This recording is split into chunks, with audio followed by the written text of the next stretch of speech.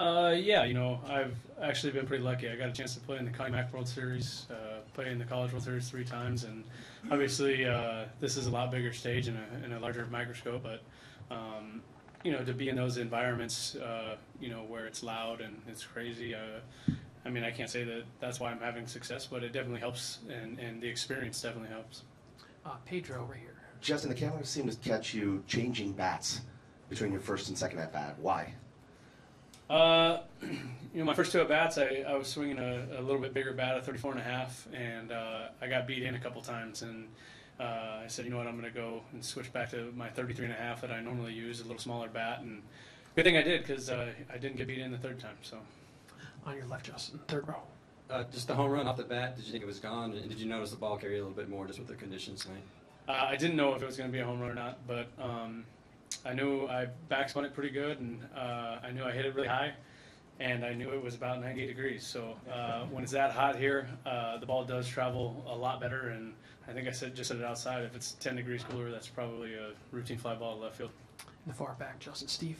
Yeah, I wanted to ask you, right now, I think baseball's marveling at how successful you've been. You've had the game-ending home run, the walk-off home run, you had this in the World Series. Are things just working, and can you describe what it's like when things are just working as a hitter? Yeah, well, it's a grind. It's tough. Dallas has had really good stuff, and he pitched me really good tonight. And even I think the ball I hit a home run on was a pretty good pitch. It was a cutter up and in at the top of the zone, probably on the black, and he made quality pitches against all of us all night long. So it's not about trying to go out there and score 15 runs. It's about grinding and trying to find a way to do whatever you can to push as many across as you can and be in the moment. And you also got to understand that these are some of the best pitchers in the game. That's why they're here in the World Series, and you're going to get beat. You're going to lose some battles, but it's all part of the process, and you continue to go and you continue to go, and you play 27 outs, and every chance you go up there, you have another chance to make a big swing. And what does it mean to be the hero in this game one, to get the game-winning hit, home run, a glorious run around the base? I think CT's the hero. He got us on the board early. He drew the 2-out walk, stayed in the zone, and gave me the opportunity. So that's what he's been doing for us all year long. He's the spark plug at the top of our lineup, and when he goes, we go. Dylan and then Tyler. Justin, just as you're running the bases there after you hit the home run, what do you hear? What do you feel? What's kind of going through your head at that moment? Loud. It was loud. That was probably just as loud as it was on the walk-off homer. This place was the most electric I've ever seen it, which it should be. The first World Series here in 29 years. Our fans are fired up. They're pumped. The buzz around the city is crazy, and obviously we're all excited to be able to let them enjoy this with us. I know it's been 4 years now here, and you've been the starting third baseman now for the last 3. You were an all-star this year, and I'm sure you're kind of getting tired of these questions about how you kind of turned your career around here. But that said, when you have a night like this, do you take any time to kind of reflect on your journey here at all? Not right now. We're enjoy this one tonight, and the way we've gone about our business all year long is taking care of one day at a time. And when we show up tomorrow, everything we just did in the last 3-4 hours means nothing. So you enjoy it while it happens, and then you go home and you find a way to prepare, and we got to figure out how to beat Verlander tomorrow. On your left, Tyler. No, Justin. Tyler. Dylan sort of alluded to it, but the swing changes and stuff are well documented. But before you did that, before you started working on that, did you think you could be this kind of player? Did you always think you had this Justin Turner in you? No. When I was in New York, I was trying to survive and just take quality at bats, and played with a lot of guys who put up big numbers. And it wasn't until I met Marlon Byrd and he started talking to me about the swing change, and I made some adjustments finally the last month of the season. And next thing I know, we go to Cleveland in September. I hit a couple home runs, and we finished the year against Washington, and I hit a few balls off the wall in center field, and I'm like, oh man, like what just happened? Like I need to dig into this some more, because it's obviously getting good results from it. And I decided to go home and meet Doug Latta, who was the guy that helped Marlon change his swing, and I was in the cage with him literally 5 days a week for the entire offseason, trying to nail it down and figure it out and be able to repeat the swing over and over and over again.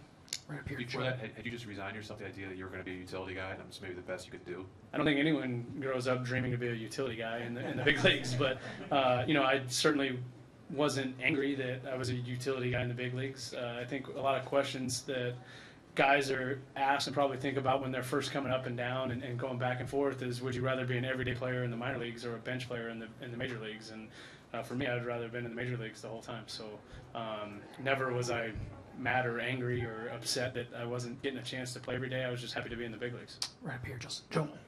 Justin, you seem to disagree with the 1-1 call in the home run at bat. Can you just take through? Do you have a mechanism to kind of regroup? You're down 1-2 in the count there, and you probably think you should be up 2-1. What's your thought process?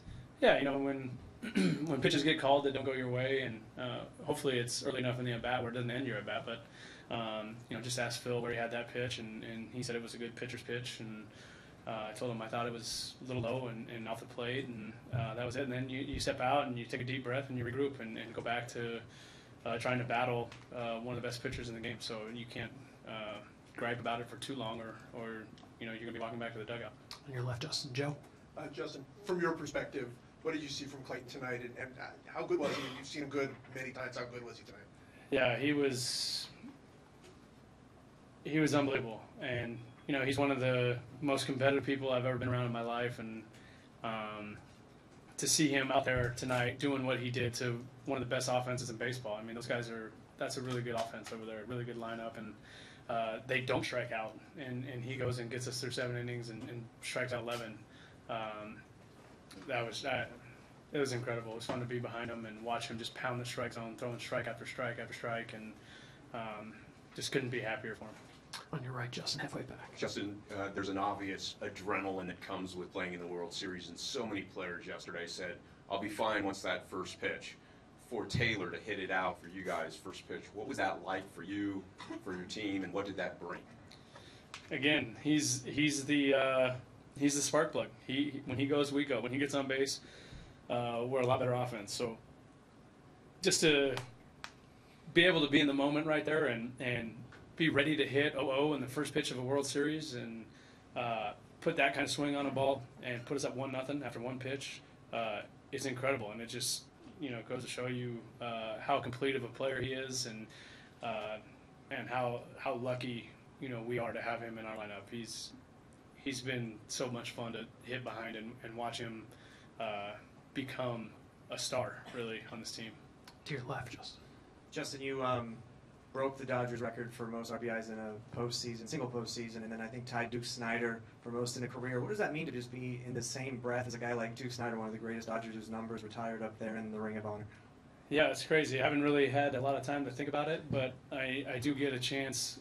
One of the best things about being a Dodger and playing here in Dodger Stadium is every day when I get to the field, I get to take the elevator down to the first floor and walk through the Dodger Museum, basically, the Dodger Hall of Fame, and you get to see all the great names on the wall, all the Gold Gloves and MVPs and Cy Youngs and the World Series trophies and the Silver Sluggers and the retired guys and their numbers on the wall, and there's all kinds of literature about every single guy. And I've talked about it before. It's something that I don't take for granted. It's something that I feel extremely proud to be able to put on the same uniform as those guys that have their name on the wall. And it's something that I don't just walk by every day with my blinders up. Like I try to soak it in every chance I can.